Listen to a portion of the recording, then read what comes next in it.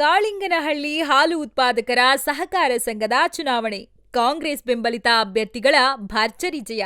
ನಾಗಮಂಗಲ ತಾಲೂಕಿನ ಪ್ರಮುಖ ಸಹಕಾರ ಸಂಘಗಳಲ್ಲೊಂದಾದ ಕಾಳಿಂಗನಹಳ್ಳಿ ಹಾಲು ಉತ್ಪಾದಕರ ಸಹಕಾರ ಸಂಘದ ಮುಂದಿನ 5 ವರ್ಷಗಳ ಅವಧಿಯ ಆಡಳಿತ ಮಂಡಳಿ ಚುನಾವಣೆಯಲ್ಲಿ ಕಾಂಗ್ರೆಸ್ ಬೆಂಬಲಿತ ಅಭ್ಯರ್ಥಿಗಳು ಅಭೂತಪೂರ್ವ ಜಯ ದಾಖಲಿಸಿದ್ದಾರೆ.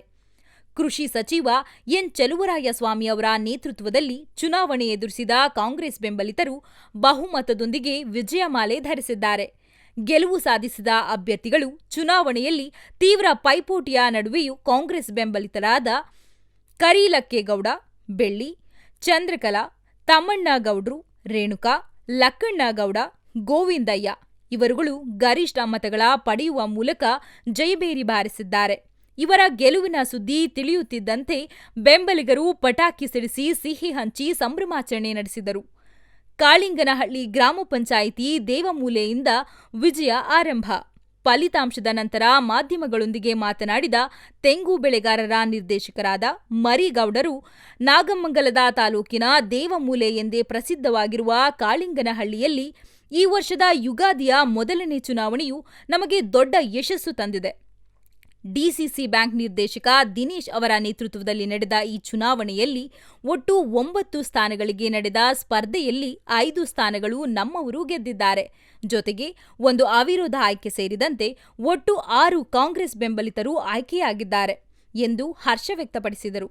ಸಚಿವ ಎನ್. ಚೆಲುವರಾಯಸ್ವಾಮಿ ಅವರ ಮಾರ್ಗದರ್ಶನದಲ್ಲಿ ಕಾರ್ಯಕರ್ತರು ಹಗಲಿರುಳು ಶ್ರಮಿಸಿದ್ದಾರೆ.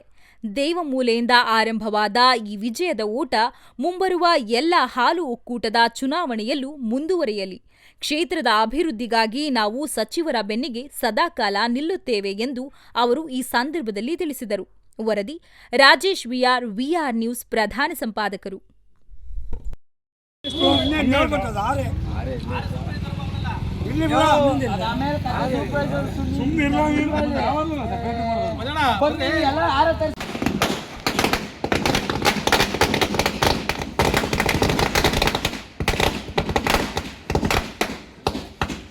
चलाइसामी टीवी के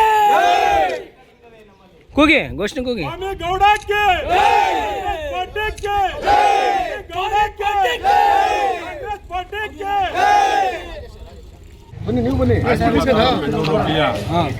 ಕಾಳಿಂಗನಹಳ್ಳಿ ಹಾಲು ಉತ್ಪಾದಕರ ಸಹಕಾರ ಸಂಘದ 5 ವರ್ಷದ ಚುನಾವಣೆ ಇವತ್ತು ಪೂರ್ವಭಾವಿ 2 ಅವಿರೋಧ ಆಗಿದ್ದು, 2ರಲ್ಲಿ 1 ನಮ್ಮದಾಗಿತ್ತು.